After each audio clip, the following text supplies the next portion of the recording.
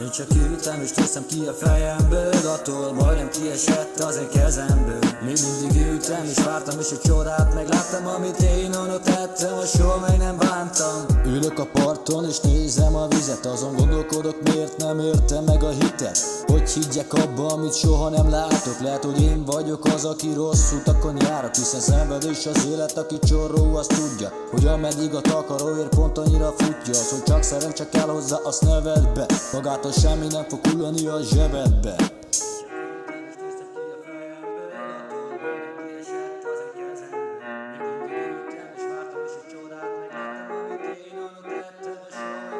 Én csak ültem és néztem ki a fejemből, attól majdnem kiesett az én kezemből. Még mindig ültem és vártam, és egy csodát megláttam, amit én annak tettem, a soha meg nem bántam. Csak ültem és néztem ki a fejemből, attól majdnem kiesett az én kezemből. Még mindig ültem és vártam, és egy csodát megláttam, amit én annak tettem, a soha meg nem bántam. 18 évesen tele van a zseb, hisz aput hitel eltönni, mert aki annyira megy, amivel nincs is semmi baj, de akkor megtoltul magad, nem is értem meg, miért játszod meg annyira az agyat. Kis helyen fiúk, azt hiszitek férfiak vagytok, a sírra futok haza, ha nem bírjátok a harcot. Egy kicsikét talán vegyétek vissza az arcot, ja.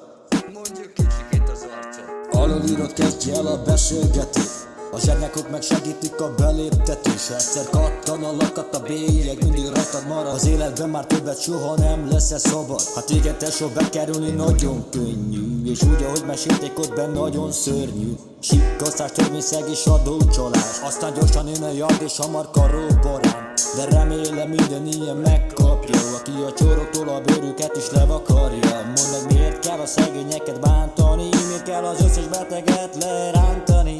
Én csak ültem és néztem ki a fejemből, attól majdnem kiesett az én kezemből. Még mindig ültem és vártam, és egy csodát megláttam, amit én annak tettem, a soha meg nem bántam. Én csak ültem és néztem ki a fejemből, attól majdnem kiesett az én kezemből. Még mindig ültem és vártam, és egy csodát megláttam, amit én annak tettem, a soha meg nem bántam. Ültem és néztem ki a fejemből, attól majdnem kiesett az én kezemből. Még mindig ültem és vártam, és egy csodát megláttam, amit én annak tettem, a soha meg nem bántam.